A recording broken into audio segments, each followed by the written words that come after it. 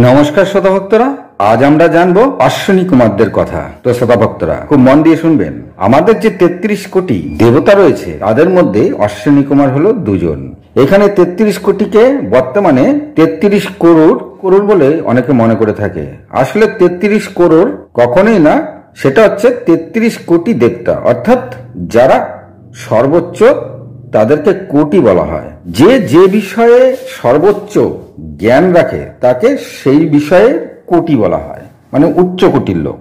সেরকমই এই 33 কোটি দেবতা আমাদের এই ময়মন্তরে চলছে। তার মধ্যে অশ্বিনী কুমার হলো দুজন। আমরা সকলেই জানি যে এই অশ্বিনী কুমাররা আসলে সূর্যের পুত্র। কথাটা সত্যই।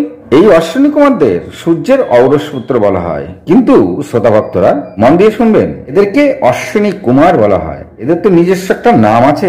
অশ্বিনী কুমার কেন বলা হয়? কারণ অশ্বিনী দেবতা এদের দুজনকে জন্ম দিয়েছিলেন। অর্থাৎ আমাদের যে তিথি নক্ষত্র রয়েছে তার মধ্যে অশ্বিনী হচ্ছে একজন দেবতা।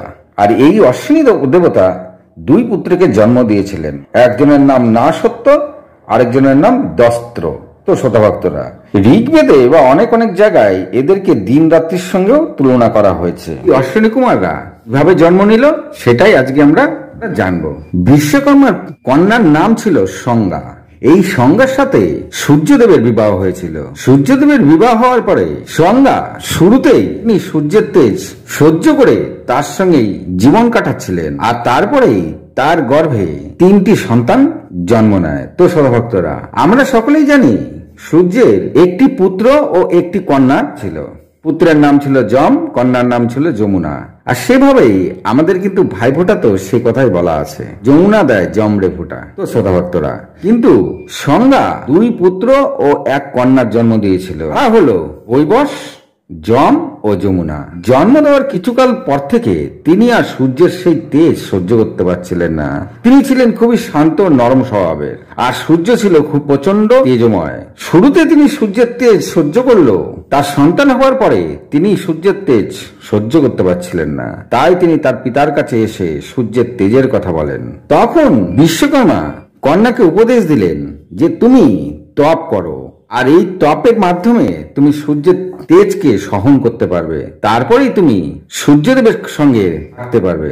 সেই অনুসারে সংজ্ঞা নিজের ছায়া থেকে তারই প্রতিরূপ আরেকজন সংজ্ঞা সৃষ্টি করলেন এবং সূর্যদেবকে কিছু না বলে সেই ছায়ার সংজ্ঞাকে সূর্যদেবের কাছে রেখে তিনি উত্তর দিশা উত্তর কুরুতে তপ করতে চলে গেলেন। তার তপের উদ্দেশ্য ছিল সূর্যের তেজকে কম করা আর সহনশীল তৈরি করা।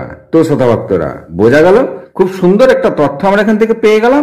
অর্থাৎ সৃষ্টির শুরুতে সূর্যের তেজ এত প্রচন্ড ছিল যে কেউই তার তেজ সহ্য করতে পারছিল না।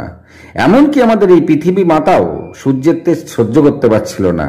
তখন পৃথিবী মাতারও গর্ভে কেউ জন্ম নিতে পারছিল না। এই পৃথিবী মাতাও সূর্যের আরাধনা করে সূর্যদেবকে তার তেজ কমাতে বলেছিলেন। আর সূর্যদেব তার তেজ কমালেই এই পৃথিবীতে প্রাণের সৃষ্টি হয়, সে কথা আলাদা। কিন্তু এখানে সংজ্ঞা সূর্যের স্ত্রী, কিন্তু সন্তান হওয়ার পরে তিনি আর সহ্য করতে না পারে তার নিজের প্রতিরূপ থেকে ছায়াকে সূর্যদেবের কাছে রেখে তিনি তপ করতে চলে গেছিলেন উত্তর কুরুতে বা উত্তর ধ্রুব যেখানে আছে সেই দিশাতে। সেখানে তিনি ঘোড়া রূপে তপ করছিলেন। তো শ্রোতা ভক্তরা, আপনারা সবাই জানেন এই ছায়াও সূর্যদেবের থেকে একটি সন্তান উৎপন্ন করেছিলেন, তার নাম ছিল শনি। আমরা আজকে শনির কথায় যাচ্ছি না। যম যমুনা এরা শনির থেকে বড় ছিল, আর যেহেতু যম যমুনার সৎমা ছিল ছায়া, সেটা যম যমুনা কখনো বুঝতেই পারেনি। সূর্যদেবও বুঝতে পারেনি যে আসল সংজ্ঞা এ নয়। যম যমুনা ছায়ারই দুধ পান করে বড় হচ্ছিল। এমনই একদিন কোন একটি কারণবশত ছায়া যমকে অভিশাপ দিয়ে দেয়। মাতা অভিশাপ দেওয়াতে যম ভয় পেয়ে তিনি পিতা সূর্যদেবের কাছে যান। তিনি গিয়ে পিতাকে সবকিছু খুলে বলেন। তখন সূর্যদেব সন্দেহ করলেন এক মাতা কি করে তার সন্তানকে অভিশাপ দেন। তখন তিনি ছায়াকে জিজ্ঞাসা করেন, তুমি কে? তুমি কি সত্যিই আমার স্ত্রী? ছায়া চুপচাপ থাকে। তখন সূর্যদেব অভিশাপের ভয় দেখালে ছায়া তখন সমস্ত কিছু বলে দেন যে সংজ্ঞা আসলে উত্তর করুতে তপ করতে গিয়েছেন। তপের মূল উদ্দেশ্য ছিল আপনার তেজকে কম করা, যাতে সংজ্ঞা তা সহ্য করতে পারে আর তিনি যেন আপনার সঙ্গে থাকতে পারেন। আর তারই প্রতিরূপ হিসাবে তারই ছায়া আমাকে এখানে রেখে গেছেন। এতে সূর্যদেব ধ্যানস্থ হয়ে সাথে সাথে দেখতে পেলেন যে সংজ্ঞা একটি ঘোড়ার রূপ নিয়ে তিনি তপ করছেন। সূর্যদেব সঙ্গে সঙ্গে চিন্তা করলেন, আমি এখনই আমার স্ত্রীর সঙ্গে দেখা করব। সেই অনুসারে সূর্যদেব সেই উত্তর করু দিশায় এসে তিনিও একটি ঘোড়া হয়ে সংজ্ঞাকে দেখলেন এবং তিনি সংজ্ঞার সাথে সেই ঘোড়া রূপে তিনি তার প্রেম প্রদর্শন করলেন। তখন সংজ্ঞার তপ ভঙ্গ হয়ে গেল। তিনি দেখলেন যে তারই স্বামী সূর্যদেব ঘোড়া হয়ে তারই সঙ্গে দেখা করতে এসেছেন। তাদের মধ্যে প্রেম হয়ে তারা একে অপরের সঙ্গে মিলন করলেন। তো শ্রোতা ভক্তরা মন দিয়ে শুনবেন, সূর্যদেব আর সংজ্ঞা দুজনে ঘোড়া রূপে একে অপরের সঙ্গে মিলিত হতে সংজ্ঞা গর্ভধারণ করলেন আর তার গর্ভ থেকে 3টি পুত্র সন্তান জন্ম হলো। একজনের নাম হলো রৈবত আর দুজন হলো নাসত্ব ও দস্ত্র। তো শ্রোতা ভক্তরা, এই নাসত্ব আর দস্ত্রই হলো অশ্বিনী কুমার। তারা জন্ম নিয়েছিল ঘোড়ার মুখ রূপে। শ্রোতা ভক্তরা, এরা দুজনই আসলে অশ্বিনী কুমার। সূর্যের পুত্র হলো তাদের অশ্বিনী কুমার কেন বলা হয়?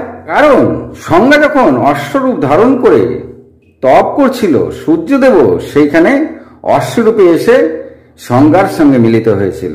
সংজ্ঞা সেই অশ্বরূপেই গর্ভধারণ করে এবং অশ্বরূপেই তিনি তার 2 পুত্রকে জন্ম দেন, যারা রূপ ছিল অশ্বের ন্যায়। তিনি তাদের নাম দেন নাসত্ব ও দস্ত্র।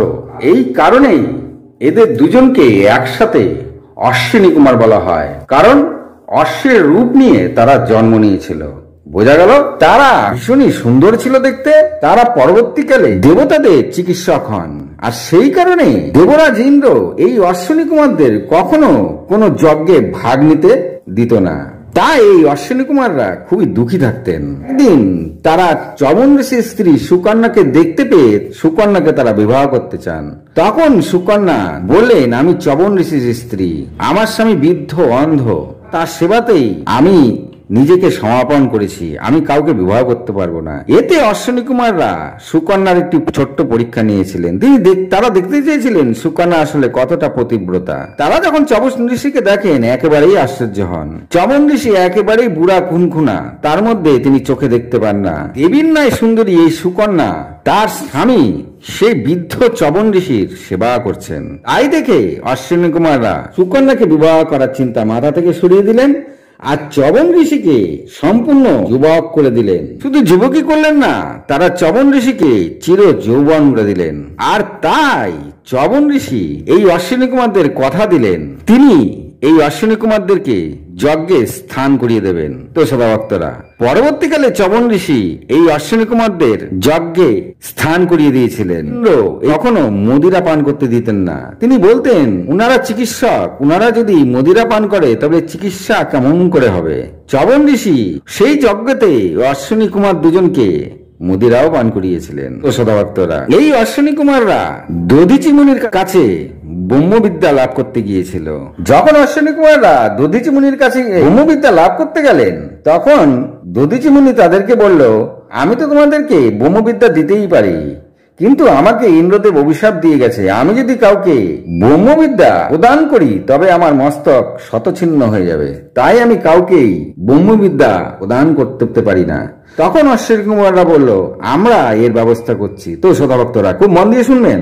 সেই সময় অশ্বিনী কুমাররা প্রথমে দধিচি মুনির মাথা কেটে সেখানে একটা ঘোড়ার মাথা বসিয়ে দিলেন। দধিচি মুনির মাথাটা তারা সুন্দর করে সংগ্রহ করে রাখলেন এবং সেই ঘোড়া মুখ বসিয়ে তারা দধিচি মুনিকে আবার জীবিত করলেন। দধিচি মুনি জীবিত হলে তখন অশ্বিনী কুমাররা বলল, এবার আপনি আমাদেরকে ব্রহ্মবিদ্যা দিন। তো শ্রোতা ভক্তরা, দধিচি মুনি ঘোড়ার মুখে অশ্বিনী কুমারদের ব্রহ্মবিদ্যা দিলেন, অর্থাৎ অশ্বিনী কুমাররাও ছিল ঘোড়ার মুখ। তারা বিদ্যা নিলেন দধিচি মুনির সেই ঘোড়ার মুখের থেকে। ব্রহ্মবিদ্যা দেওয়ার সাথে সাথে ইন্দ্রদেবের অভিশাপ ফলে গেল। সেই ঘোড়ার মাথাটি সম্পূর্ণ চূর্ণ হয়ে গেল। চূর্ণ হওয়ার পরেই সেই অশ্বিনী কুমাররা দধিচি মুনির আসল মাথাটি আবার তার মাথায় বসিয়ে দিলেন, দিয়ে তারা আবার দধিচি মুনিকে জীবিত করে দিলেন। তো শ্রোতা ভক্তরা, এইভাবে তারা অশ্বিনী কুমাররা দধিচি মুনির কাছ থেকে ব্রহ্মবিদ্যা লাভ করেছিল। চবন ঋষির আশীর্বাদে তারা যজ্ঞে স্থান করে নিয়েছিল। তো শ্রোতা ভক্তরা, বোঝা গেল ওইদিকে যে সংজ্ঞা ছায়াকে সৃষ্টি করে গেছিলেন, সেই ছায়ার গর্ভে কিন্তু এক পুত্র জন্ম হয়েছিল, তার নাম হচ্ছে শনি। তো শ্রোতা ভক্তরা, শনিদেব সম্পূর্ণ কালো কুচকুচে জন্ম নিয়েছিল। কেন? কারণ ছায়া নিজেই ছিল কালো। অর্থাৎ আপনি যখন সূর্যের আলোয় দাঁড়াবেন, আপনার যে ছায়া তা কালোই হবে। আর এই কালোর গর্ভ থেকে জন্ম নেওয়ার ফলে শনিদেব সম্পূর্ণ কালো। পরবর্তীকালে সূর্যদেবের আশীর্বাদে এই শনিদেব কর্মের ফল দিতেন। আর অন্যদিকে ঘোড়া রূপে যখন 3 সন্তানের জন্ম দিলেন সংজ্ঞা, তখন সূর্যদেব সংজ্ঞাকে বর চাইতে বলেছিলেন। তখন সংজ্ঞা তার 3 সন্তানের জন্য 3টি বর চেয়ে নিয়েছিলেন, যেন প্রথম পুত্র মনু হতে পারে, দ্বিতীয় পুত্র যম যেন লোকের দেবতা হতে পারে, আর 3 নম্বর যমুনা যেন নদী রূপে বইতে পারে। তো শতভক্তরা, সূর্যদেব তার স্ত্রী সংজ্ঞাকে সেরকমই আশীর্বাদ করেছিলেন। এবং পরবর্তীকালে সংজ্ঞার তপ সম্পন্ন হলে তারপরে সূর্যদেবের তেজ কমে যায়, আর সেই তেজ সবাই তখন সহন করতে পারে। তো শ্রোতাভক্তরা, আমরা যে সূর্যের তেজ সহন করি তা এই সংজ্ঞার তপেরই ফল।